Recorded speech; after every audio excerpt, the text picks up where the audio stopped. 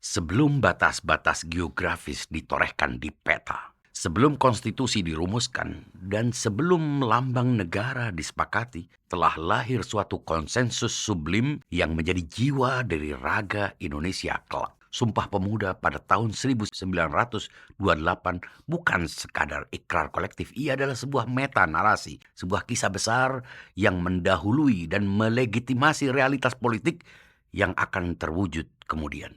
Dalam kesederhanaan teksnya, tersembunyi 3 pilar filosofis yang menjadi prasyarat bagi lahirnya sebuah nation state. Trilogi ini, tanah air yang satu, bangsa yang satu, dan bahasa yang satu, bukanlah pernyataan faktual, melainkan sebuah proyeksi cita-cita, sebuah lompatan imajinasi kolektif yang mengubah takdir. Pertama, tanah air Indonesia adalah sebuah deklarasi tentang ruang hidup yang bermakna. Ia mentransendensi gugusan pulau dan kepulauan menjadi sebuah entitas politis dan kultural yang disebut homeland. Darah dan keringat yang tumpah di atasnya tak lagi milik satu suku atau kerajaan tertentu, melainkan menjadi saksi bagi satu kesatuan perjuangan. Konsep ini mengubah geografi fisik menjadi sebuah telos, sebuah tujuan bersama yang suci.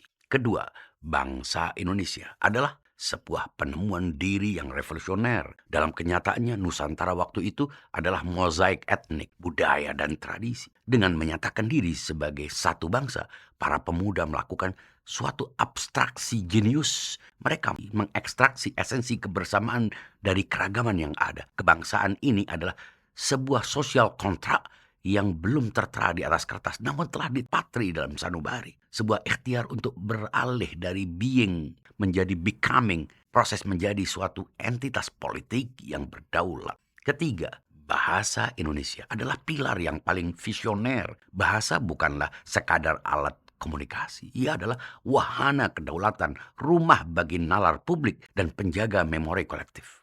Dengan menjunjung bahasa Indonesia, mereka tak hanya memilih sebuah lingua franca, tetapi sedang merajut jiwa bagi bangsa yang masih dalam alam ide. Bahasa ini kelak akan menjadi medium di mana hukum ditulis, puisi dikumandangkan, dan cita-cita bangsa dirumuskan. Ia adalah logos, prinsip penciptaan yang memberi bentuk pada kekuatan bangsa yang masih abstrak. Karena itu, klaim bahwa Sumpah Pemuda melegitimasi proklamasi 17 Agustus 1945 adalah sebuah kebenaran filosofis yang mendalam. Proklamasi adalah peristiwa historis, sebuah aksi politik dalam lini masa. Sementara Sumpah Pemuda adalah peristiwa hermeneutis, suatu penafsiran dan pemberian makna atas realitas Nusantara yang kemudian menciptakan realitas politik baru. Proklamasi adalah kelahiran sebuah negara, state. Tetapi Sumpah Pemuda adalah konsepsi dan kehamilan panjang dari bangsa atau nation itu sendiri. Dengan demikian, warisan terdalam Sumpah Pemuda bukanlah hanya untuk dikenang,